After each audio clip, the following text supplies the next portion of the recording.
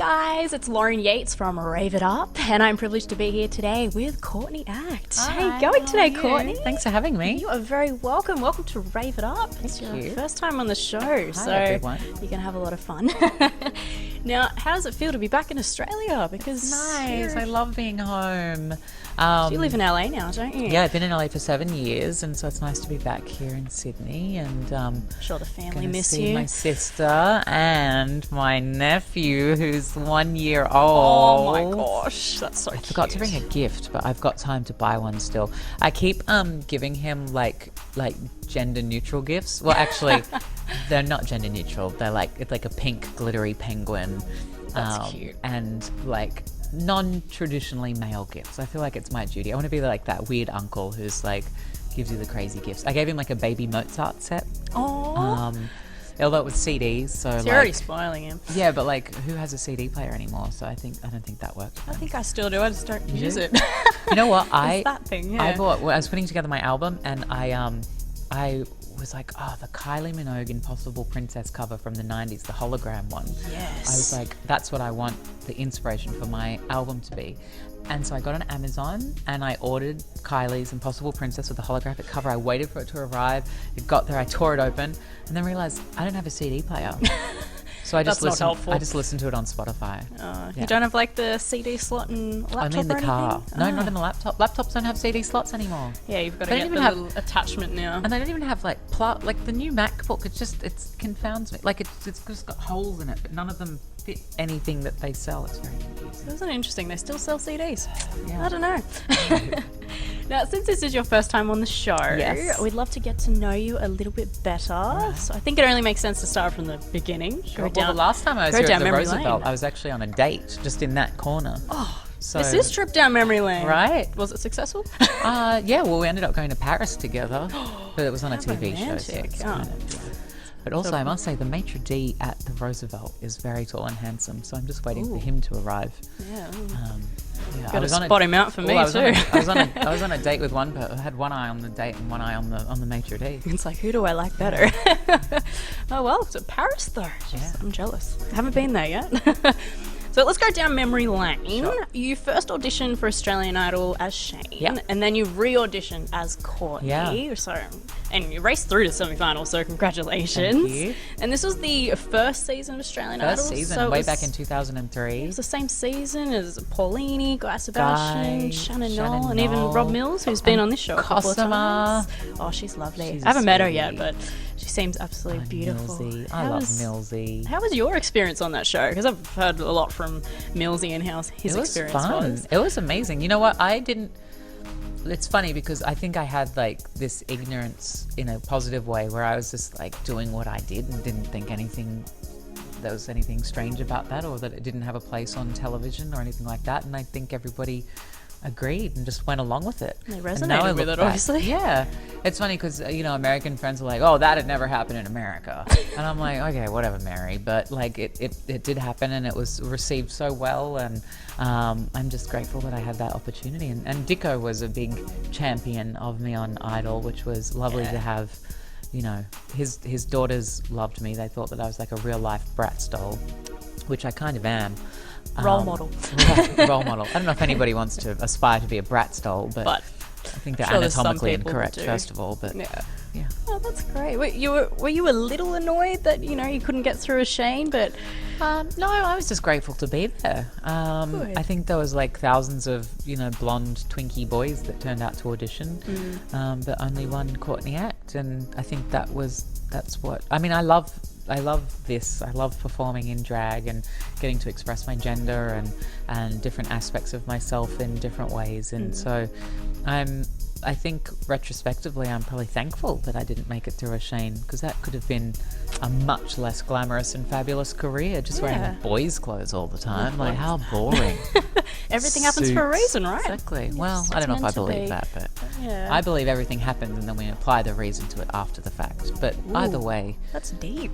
Yeah. I like that. Yeah, see, I don't go for all of this everything happens for a reason bullshit. Can I say bullshit? Yeah, go ahead. So I don't believe in that. I used to believe in that, but I've actually become like a godless atheist in the last few years. And I think that everything happens and then we apply the reason afterwards. I think it's very easy to like see like a logical path after the fact, but I That's think true. I think that like I think it's still a bit chaos, and I think you just have to make the most of the chaos. Ooh, yeah. I love it. You're already giving us life advice. It's fantastic. And I've got to say, I don't know about you, but it's a bit sad that Australian Idol's not on anymore. I know. Do you miss it? It's I want like a reunion. I wanted a 10-year Everybody reunion would in want that. 2013, but that ship has sailed. A while ago now. Maybe we'll have to wait to 2023 for an Australian Idol reunion. 20-year reunion. Get them all back together. Yeah. It would have been cool if it continued and then you came back as a judge or something. Well, I kind think of we'd all want. watch that. I kind of want like Young Talent Time version. Like, Yes. I was always hoping that Australian Idol would like spin off into Young Talent Time, where like each week, like me and Paulini would sing a duet, or you know, Millsy and Knowlesy would do a skit. I don't know. I love Young Talent Time. Tiny Tina and Danny Yeah. and all the gang. Well, give them a good idea. Yeah, bring back Young Bring Talent it Time. back. Oh, they did bring back Young Talent Time. They brought it back with Millsy as the host. Oh my but God, they didn't- did too. But they didn't Didn't last. last, I have to say. unfortunately. I don't blame you, Millsy. No, it's not At your all. fault. No. Definitely not. It's those damn talentless kids. I'm kidding. Or it's the people that just didn't watch the show. Yeah. And before all of this, were there any other careers that you wanted to pursue, or? Well, I wanted to be a lawyer, but then I realised I was just watching too much Ally McBeal. And then I wanted to be a doctor, but then I just realised I was watching too much ER. And then I realised that I just wanted to be an entertainer. So it was the TV that was Yeah, getting to you. yeah. It's like, do I really want this? Yeah. So I've always kind of wanted to do this. I grew up as a performer in a singing and dancing and acting sort of environment, doing pantomimes and musical theatre. And that's kind of the only thing I've ever really wanted to do. It's always been a passion, Yeah. hasn't it? That's great. And we do really respect what you do, and we'd love to know more about it as well. Sure. What made you want to do drag? Well, Some people, I'm sure they're like, why? Yeah, I mean, it's a valid question. I remember moving to Sydney in the year 2000, and it was like in a post-Priscilla world. And I didn't really know that I liked boys. I hadn't pieced that together until my friend Stephanie took me to the Stonewall Hotel. And I genuinely remember being like, oh, the Stonewall Hotel, that's not one of those gay bars, is it? And she was like, yeah, but you'll love it. And I was like, I felt nervous about going into a gay bar, and like there was still this like that stigma. And I was meant to go, I came down to Sydney actually to go to the open day at NIDA, and I never made it to the open day at NIDA. I just kissed my first ever boy, realised that was who I was, and then started living here. And I just remember going along to the drag shows at like the legendary Albury Hotel, and all up and down, you know, Oxford Street, and I just fell in love with these larger than life entertainers on stage. And there's the great thing about drag is you don't have to wait for anybody else to do it. Like it's kind of like YouTube today. These kids just get your iPhone, film yourself, put it on YouTube. Yep, like with true. drag, you just have to like think of what you want to perform, pick a song, learn the words, create a costume, and then just rock up to your local gay bar and find like an open, like Polly's Follies here in Sydney that's been running for decades. You can turn up on a Sunday and anybody can perform. And Fantastic. And then drag just always seemed like that nobody told me what to do. I got to define whatever it was, how I wanted to look, what I wanted to perform, and that's what I really loved about it. And it's funny because like I moved to West Hollywood in 2010, and I went from having, you know, a great life here in Sydney, lots of work, to, you know, living in this like tiny little studio apartment and earning less money than I did when I was 18 years old. But it was so exciting and so cool. Like so many people, you know, move to a new city and they struggle to find work. And I was like, oh, I know where I'm going to work. I'm going to go to the local gay club. And I hosted karaoke on a Monday night and hosted their Friday night show. And it was just, there's always been work, regardless of whether it was paying very little or a lot. There's always been that consistency, which has been wonderful. And I don't think a lot of people in the entertainment industry get that privilege. So it's been really cool that drag has just always provided me with work. That's fantastic. Yeah. So I was about to ask, was it, you know, hard once you moved to LA to get those experiences and opportunities again? It was funny because I resisted for a little while, of like doing like the local kind of scene, because I hadn't performed in the local scene in Sydney for, you know, a very long time. And then at one point I was just like, oh, well, gotta, you know, spent the credit cards are racked up and you know, you're on a shoestring, so let's start, you know, let's take the opportunities. And it was actually so much fun. I was hosting karaoke on a Monday night, and I have a fear of karaoke.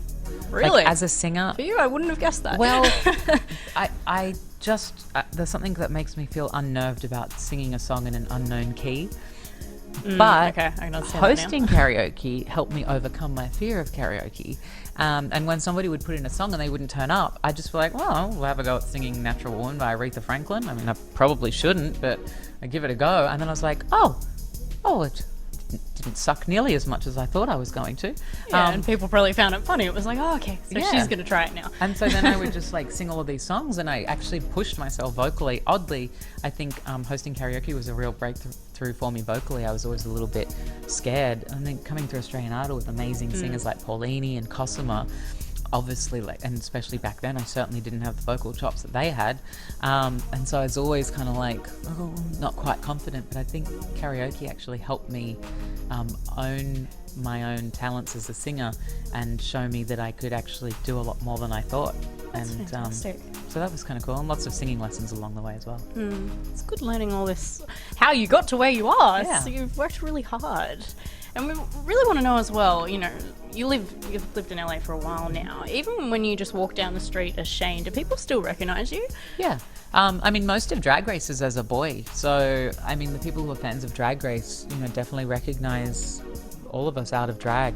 But it's kind of like a convenient level of celebrity. Like, you can't... It's not too much. Yeah, going to a gay bar in drag is asking for trouble. I'm sure. But, like, usually, like, you get, like, the girl at the makeup counter. You get, like, an extra lip liner. Or, like, the boy at the cafe, you know, give you your soy latte for free. You know, there's lots of perks. Good stuff. Yeah, it's normally, like, a fun level of notoriety. Like, you'll just be walking down the mall and you'll see someone go... Oh my god. And then they'll approach you like this, like with their phone, like their camera on and their phone out, and they'll be like, "Hi, how are you?" And I'm like, "Good, thanks. How are you?" Give them a hug. I'm like, "Do you want a photo?" I'm just like, normal. Oh no, I didn't. Oh, okay, just sure. Like I didn't. I'm like, your camera's literally open. Yeah, you can't hide that fact. But no, it's actually adorable. It's really fun. Cartier and I were hanging out the other day in West Hollywood just during the daytime, and we were sort of ruminating about how it was like a fun level of fame. Yeah. It's good, because I know that there is that point where it's like, oh, I don't have any more privacy. Yeah. And something I do love about you as well is that you go beyond labels. You know, you just, I've heard in other interviews, you know, you're just simply sometimes a boy, sometimes a girl, and you know it's interesting learning about that, and you're making it, you know, okay and acceptable, and people love you, which is fantastic. And it is really showing, you know, people listening right now, that you can fully be yourself, chase your dreams no matter what. And it really suits the show, because that's, you know, something that we love to promote as well. Make sure you chase your dreams no matter what. Those 9-to-5 boring jobs are always going to be there. The ones that you won't like. Well, I mean, the funny thing about what I do is, for years I had a lot of shame about doing drag. I thought that there was something like not right about it, and I kind of compartmentalized it as like, oh, this is my job and I'm putting on a uniform like a police officer. And then one of my friends, actually Chaz Bono, Cher's son, we met on Drag Race, and we're great friends, and he's been a big mentor for me. And he was like, is it just a job? Do you really think... Like, your choice of wearing women's clothes, and not just wearing women's clothes, but presenting very, you know, womanly, girly. Do you think don't you think there's a bit of intentional choice in that? And I kind of realized, like, I was like, oh yeah, I actually really love getting to express my gender in different ways, and this is one of them. And you know, there's obviously a big conversation about trans people, you know, come to a lot of prominence in recent years, which is wonderful. And we have all of these amazing, you know, trans advocates and trans visibility. And I know in my youth, I kind of struggled with my own gender identity and didn't really know where I fit in. And it was only the last few years where this term genderqueer came about, where it was not subscribing to, you know, the ideals of manhood or womanhood and just being whatever you want to be. And I was like, oh, that feels nice. Because I always felt a lot of pressure to be a man in Australian society. Like there was always like, you know, a real boy manly kind of football and whatnot, and even in the gay community, like pecs and abs, and you know, there's all of this like oddly hyper masculinity in the gay community, and I always felt like a bit inadequate and was like, oh, I'm not really that, am I? Like and then I realized that I didn't need to be. Yeah, and I just let go of all of those ideas of like what it meant to be a man and just decided to be me. That's good. Yeah. I love how you're promoting this to the listeners as well, because we have a lot of younger people and older people as well, which is great. And something we'd love to know, have you unfortunately had any issues with haters or bullying with this? Really? I don't know, like ever since Idol, and I don't know whether it was I just got lucky or I think a combination of luck and also the fact that I didn't think there was anything wrong with it, even though as I said, I had like some shame about like, oh, is this what I should be doing? I remember being in Melbourne after Idol, and we were doing a photo shoot, and there was some construction workers, and we were doing a photo shoot like outdoors on the street, and we were trying to get this one photo.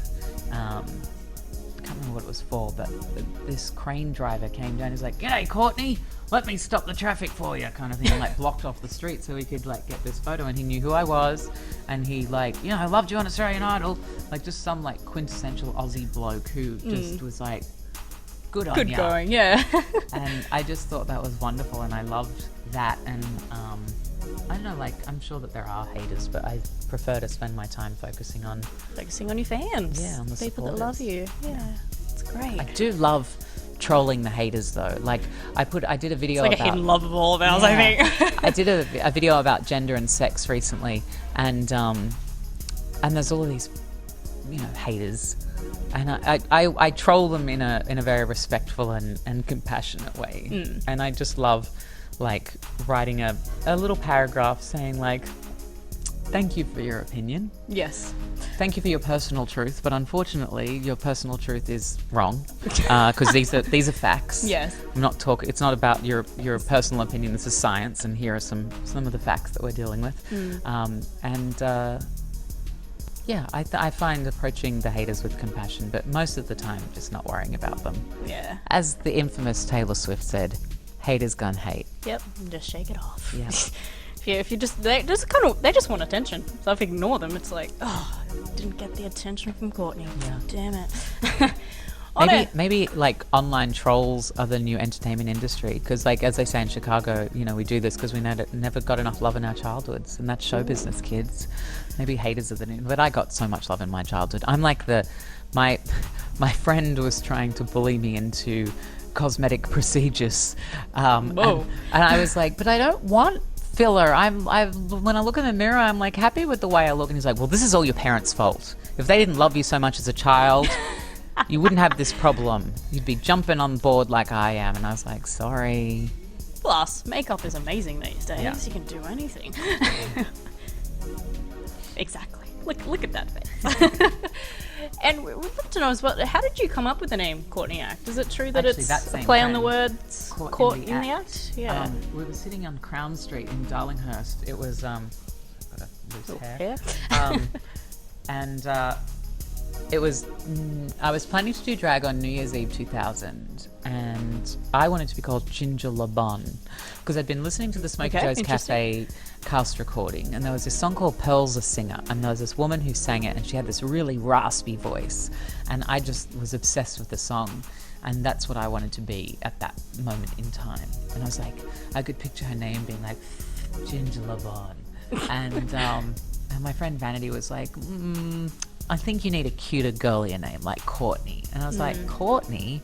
It's like Courtney, and I just said it slowly, and it like caught in the, and I was like, Act. Courtney Act. Courtney Act. Yeah. And just stuck. Just spoke to your heart and was like, that's it. Yeah. So you still don't want to be Ginger? No. Maybe like for Halloween. Maybe for Halloween. Yeah. Oh, we're going to look out for that now, aren't we? And how long does it usually take you to, put all your makeup on? And is it annoying taking these nails on and off all the time? I normally leave 2 hours to get ready. Wow. But normally the first hour of that is spent procrastinating. It's like, do I really want to do this? Yeah, like today, Should I just do a very easy look? Yeah, I landed from Hong Kong at 6:30. By the time I got to where I was staying, it was probably like 8. And I was like, okay, I had breakfast with my friend, and then I was like, okay, I've got 2 hours to get ready. Let's go. I was like, oh, the insides of my shoes are really dirty. I've been meaning to clean those. I'm like, really? Now's so the time I want to do I got that. a bottle of spray alcohol and like a makeup wipe and just sat there like cleaning the insides of my shoes, which nobody sees when you're wearing them. Like, It's a very interesting procrastination as yeah. well. Then I did my laundry, then I clipped my arms, and then I was like, okay, you have an hour, hurry up. And I got ready. But You still look beautiful. So it was perfect no, like amount I said, of time. it's 2 hours, but 1 hour of that is literally spent procrastinating. Always Pretty procrastination? much. Wow. Yeah. And I wish that I didn't. Although I have noticed, like, I've started leaving more time. I used to rush getting ready, and now I try and leave like 2 to 3 hours and take my time and like play music. Enjoy it. Yeah. Instead of just, I got to get ready. Yeah. Yeah. Well, that's great. Now, for all the listeners, in January And next viewers. year, and the viewers, you'll be playing Teen Angel in Grease the Arena Experience at Qudos Bank Arena. This is actually, I've looked up, is regarded as one of the most fabulous roles in musical theatre. How does that make you feel? I'm It's a big title. excited to play Teen Angel. Like, Beauty School Dropout is such a good song. It is. Teen Angel's kind of like the fairy godmother or godfather in the movie, but in this instance, I will be the fairy godmother. Godmother, yes. And the fairy god person, perhaps, I don't know. Whatever you want to be called. So I just get to come on for one fabulous number. Like, I get to, hopefully, steal the show. I have a huge Usually costume, Teen Angel does. epic lighting, and just like deliver this number and then retire to my dressing room for the rest of the evening. So You get to just watch the show and enjoy it. yeah, normally Or do you I want to am- go home after that? No, I'll stay and watch. Great. Normally, I'm on stage like the whole show, like a solo show or whatever. So this will be fun to be a part of like a big team, and it's a massive team. Not only like the regular cast, but there's a chorus of over 500 people. Whew. And it's in Qudos Arena, so it's like a massive venue, like thousands and thousands of people It watching is. and hundreds of people on stage. Is that going to make you nervous? All those people looking at you? I haven't thought about it till now. Sorry. No, but I just have to learn one song really, really well. So I'm going to start now. I'm going to learn the words and just like add it to my playlist. So it pops up every now and then and I just sing along. By the time I get to the 19th of January, I will be... You're going to go to sleep and it's just going to be stuck in your head over and over again. But you're going to good rock song. that stage though, It's a good girl. song. Yeah. It is a good song. Is that your favourite song out of I all of love Grease? Or do you have another I favourite? do love Beauty School Dropout. I also love There Are Worse Things I Could Do. Oh, I love that song. I also love... I love all of them. You're the one that I want. The Grease Mega Mix you can't go past. That's a karaoke favourite. It is. Have you done it in karaoke too? Yeah, I have. Now that you've gotten rid of your fear? Yeah, overcome my fear of karaoke. Yeah. I love the Grease Mega Mix. And being Australian, I find that I try and... I think it happens subconsciously at first. A lot of the songs that I perform are Australian. I perform a lot of Kylie, a lot of Sia, a lot of Olivia Newton-John, the Divinals. My show this year, the Golden Rose, that toured around the world, was all Australian music. And I've come to like... At first, it was hard being understood by Americans, just like accent and culture-wise. And now I've realised that being Australian is like such a strength. Yeah. That they Making love it us over Aussies there. proud. We're like, oh, look at her. So I haven't taken it to the full Steve Irwin, but I certainly yet. do like to throw in some good Aussieisms. At first, like I would say things, and people were like, "What?" And I was like, "Oh, okay." Like learn how to not say the Australian version. But now I'm like, "Nah." Like, I'm going to calm your embrace farm. this. Yeah. Do you find living in LA as well, you're picking up a bit of American? I try not to. I try to hold strong to my Australian accent. Good. But there We're is an occasional R. Like if you're in a restaurant and you're ordering water, they're like, Water. water? What? Water? I'm like, water. can I have a glass of water? And they're It's like, I'm not speaking gibberish right now. I know, they just don't understand. So it's water. Water. Well, we're glad you're keeping that Yes. Aussie twang, as I guess you can call it. Do you think if you went to Rydell High, do you think you'd be in the Pink Ladies or I'd like to another think group? that I'd be in the Pink Ladies, but you know what? In high school, I was somewhere between a Pink Lady and a library nerd. Yeah, I sought sanctuary Interesting. in the library. The library was like a safe space that I could, go and hang out in the lunch times. Mm-hmm. But then I also, because of the Spice Girls in Love 1996, Spice Girls. I became one of the popular girls.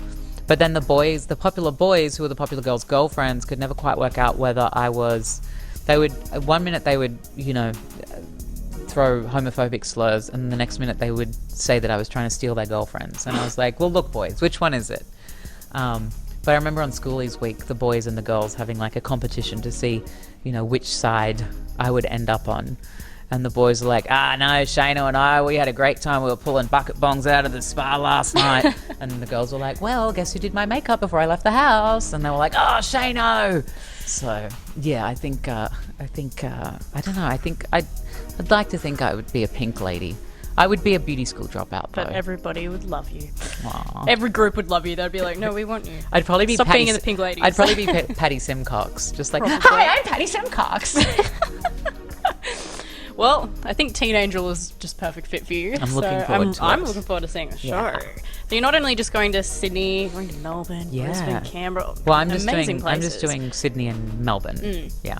So you're more excited for Sydney or Melbourne? I don't know. I haven't thought about that yet. No? I mean, Sydney's kind of, I'm a Brizzy boy, but Sydney's kind of hometown vibes. Good, we're glad to hear that. But Melbourne, Melbourne is a great place, though. They're very great place, and they're very, they're very cultural and artistic down there in Melbourne. So they're a very discerning crowd. So it'll be their approval I'm looking to win. Ooh, okay. Gonna have to go to both shows, do I now? There you go. And also in February next year, you're touring your own show Under the Covers.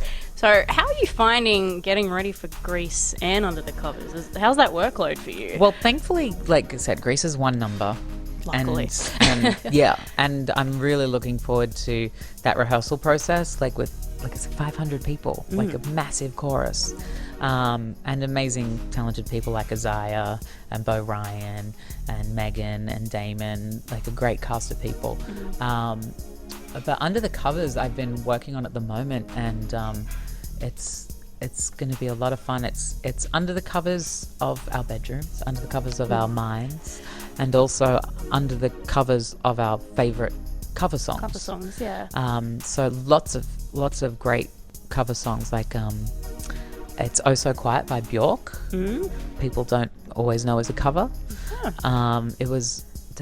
I haven't talked about this already, have I? No. Okay. No, you haven't. I'm having like I She's have tired. jet She lag. I landed at from Hong 6:30 from Hong Kong this morning. I'm a little bit confused. It's okay, you're still making sense. Okay, I know good. you're a bit worried about that. No, but yeah, like lots of amazing covers. It was actually a cover from a 40s song, and it was in German originally, and then Betty Hutton covered it in the early 50s, and it was very similar to Bjork's version. It's the opening number of my show, and I'm looking forward to it. I'm currently working with a projectionist and set and prop designer about how I can travel a bed around the world. So I'm sure that's difficult. it is difficult. It's just me and it. This year for Golf from Oz, it was me and 3 suitcases. This year it's me and 6 suitcases, and my tour manager Rich. So between the two of us, we've got 6 suitcases of luggage and an inflatable Incredible. mattress. So I don't know how you're gonna. Yeah, it's You're gonna have to hire a couple more people just to help you with the bags. it's a hard slog. Well, they've all got those like wheelie. I've got it down to an art. I can wheel 4 bags through an airport by myself. So Okay, you're gonna have to teach me that. That's impressive. I don't have time to work out, but I do have time to push bags through airports. That's my. Pretty sure it's good enough that's- yeah, it exercise. Because how heavy are they? Yeah, Heavy? they're all like 32 kilograms. Like they're all like To the max. as heavy as they can possibly be. I love that. This morning or last night when I was checking in Hong Kong, I always find this question odd. You check your bags and she's like, "Oh, I'm sorry, your bags are overweight. That's going to cost extra." And she's like, "Do you want to take them?" And I'm like, What am I going to do? Leave Just my drop bag it? Yeah. here? They always say that. I'm like, I'm here. I don't ever understand like what the. Or put some clothes on you, and it's funny how it's still the same weight. I know. Why aren't you? Well, I actually had I had 200 autographed 8x10s in my carry-on for I have a wig company, Wigs by Vanity, and Look that up. we send Fantastic. out an 8x10 with every wig that we sell, and so I bought a bunch over, which was like about 3 kilograms, and so I was like, fine, I'll just put these in my backpack, which I did. And also it was like Hong Kong dollars, and she was like, oh, that'll be like 1,500 Hong Kong dollars. I was like, oh my God, just as some 8x. And then I looked and it was like $80, and I was like, oh, that's fine. Still quite pricey though. Yeah. When after you've paid, they're okay with the weight, but they're not okay with it before you pay. Hey, capitalism. They're sneaky though, those airlines. I don't know. The good people at Qantas were very lovely to me. Oh, good. And you got here safely. That's sort of what Exactly. also matters. And is this show all covers? Or are you going to be performing some of your No, originals at all? I haven't worked out the entire set list yet, but I'm trying to make it all covers, which is funny because like my musical director, who's like, oh, we can do that. And I'm like, but if it's not all covers, then I feel like that totally ruins the yeah. name. But then we decided that like if there was a song that I wanted to cover, then I could like do that as like a.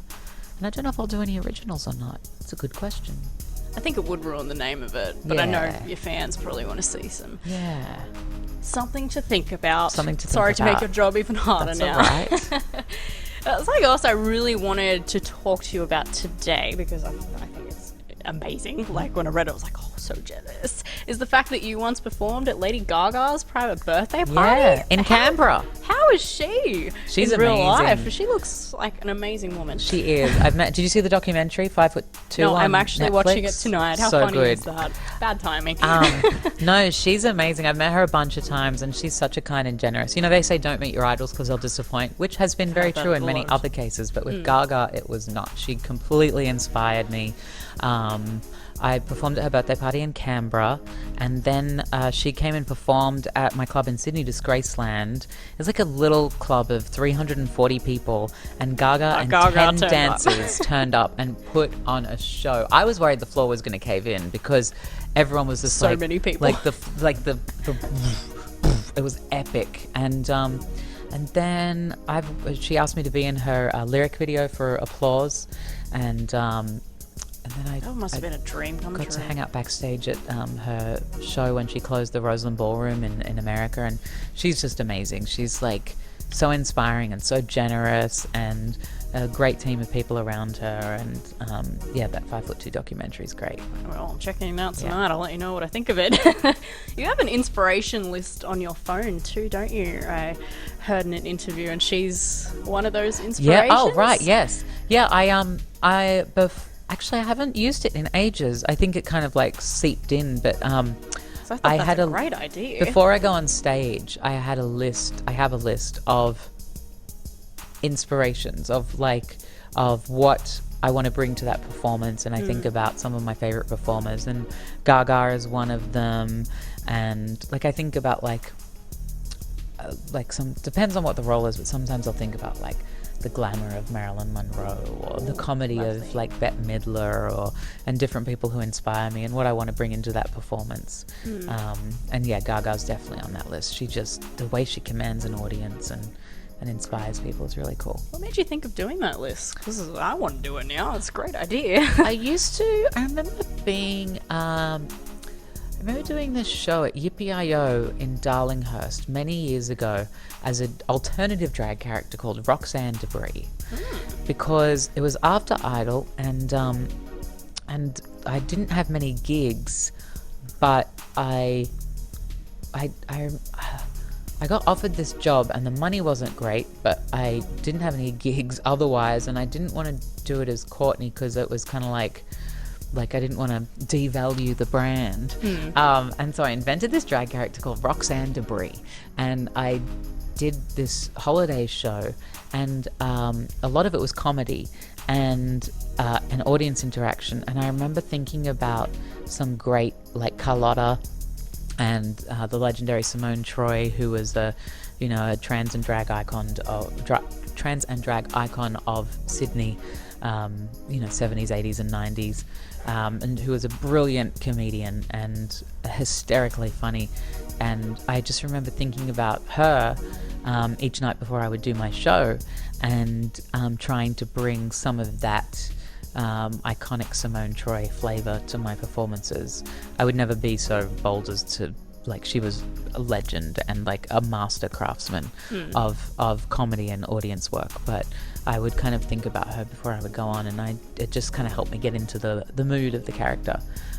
So yeah, as a performer, I just thought, like, before you go on stage, like, thinking about what it is that I want from the performance, what I want the audience to take away from the performance, and yeah, who my inspirations are as a performer. So that's why you just started writing them down on your phone? Yeah. Since our phones are always on us these days. Yeah.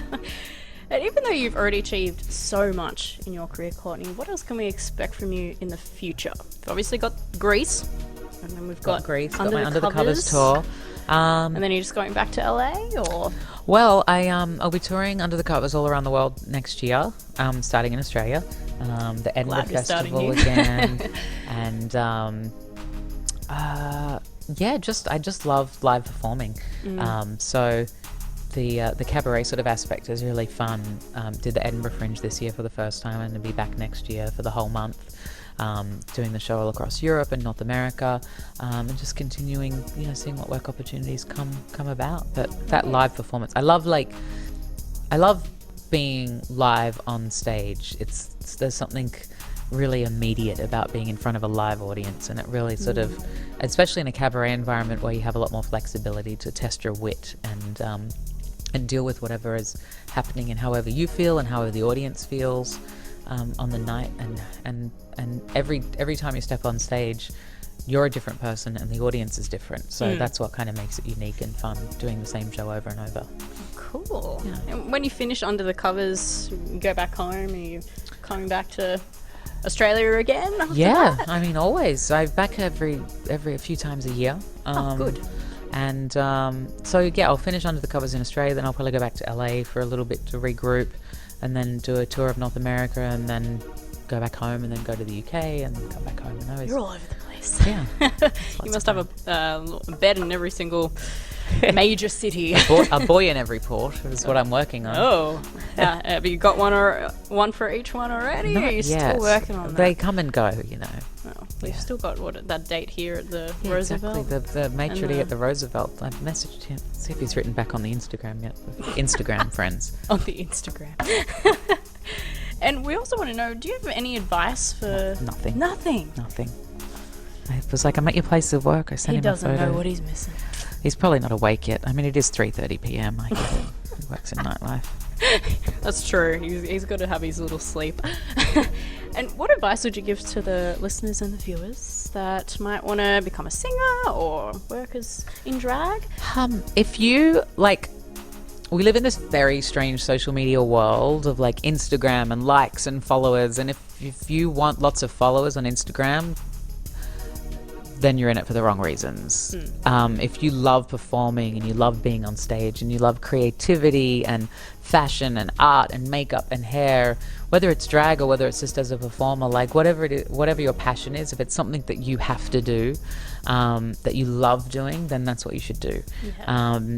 And when I started doing drag, it was never something that was going to, let me travel the world. That just wasn't a thing.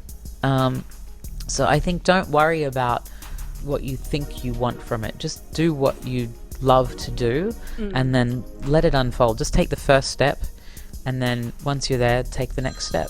Yeah. And don't worry about whether you're going to make a lot of money or whether it's going to, because ultimately, I don't know. I'd rather, I've earned little money and I've earned lots of money, but I've always loved what I've done, and to have that satisfaction from your job is, I think it's pretty cool. So I think just do it.